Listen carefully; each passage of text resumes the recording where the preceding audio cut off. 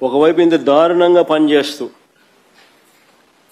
ఇచ్చిన హామీలన్నీ కూడా మోసం చేస్తూ ఎగ్గొడుతూ ఇంకో వైపున సూపర్ 6 సూపర్ 7 సూపర్ హిట్ అంటూ సంబరాలు అంటాడు.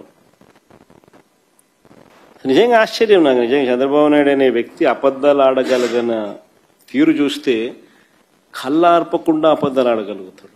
ఏమాత్రం కూడా జంకు బొంకు ఎక్కడ ఏమి ఉండవు. కళ్ళు ఆర్పకుండా అబద్ధాలు ఆడగలిగిన వ్యక్తి ఆయన ఒకడే.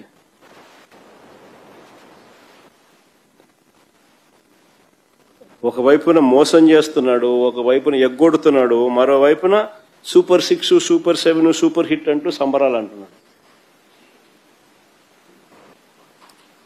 నిజంగా సూపర్ 6 సూపర్ 7 అట్టర్ ఫ్లాప్ అని చెప్పి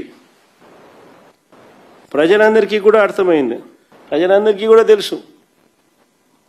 అట్టర్ ఫ్లాప్ అయిన సినిమాకు నిజంగా బలవంతపు విజయోత్సవాలు, అట్టర్ ఫ్లాప్ అయిన సినిమాకు నిజంగా బలవంతపు విజయోత్సవాలు